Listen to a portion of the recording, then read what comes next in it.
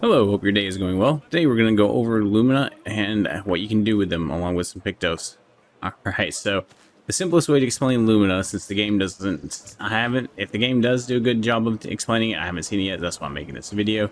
I was confused for a little while, it took me some time to figure this out. So, you go into your party group here, and then you can go show their page.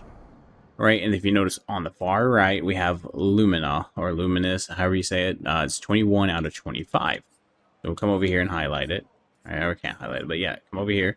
And then you can see I have all of these underneath the list of Luminous. Alright, so you can edit Luminous. So you come into this page, and it will show you. And at the very bottom middle of the screen, you'll see available Luminous points 4. Alright, so when you consume Luminous on a character, this is what you're increasing, is the available Luminous points. And what that means is any Pictos that you've equipped and have won 4 or more battles with, so that they are unlocked, you can come in here and equip them for a cost on any character. Alright, so then, so as you can see, we have the ability to put augmented aim and burning shots on everyone, for instance. Okay, so like, she has 15 Lumina points available, right? So if we come in here, and we want to equip Shadowheart here. Let's see, we can give her like marking shots or exposing attack. Now I see, as you notice, exposing attack says 10, while marking shots says 3. So if we equip exposing attack, we'll only have 5 points left. So this tells you how many Lumina points you need to use them. Right, as you notice, like lifesteal and exposing attack, energizing start, these are really nice. Lumina cost a lot. So the more Lumina you have on someone, the more you can equip, and as you gather more and more Pictos, you could eventually equip every single Pictos in the game to your characters, as long as you get access to enough Lumina. Alright, and so if someone doesn't have a lot of Lumina points available, you may need to come through here and choose which ones exactly that they need to work well with the group that they have. So, let's say I was going to have her working with Gustav and Mael. I'd want to do exposing attack and rewarding mark. I'd just take those two. That would give me a great advantage when using that combo. But if I was to replace Mael with her and use Lune and Gustav, for instance, then I would want to do rewarding mark, but not exposing attack.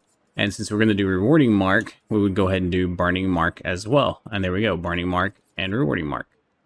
And that would make a really good combo with Mael and Gustav, the way I have them set up right now. And now, a way to get around the expensive Pictos, the 10 and 15 Pictos, and so on, you know, as they go up, one way to get around that is to equip them. So if you come in here and you have Pictos, right, you can assign Pictos. So if I was to assign exposing attack to someone, that person would now wouldn't have to use up 10 of their points.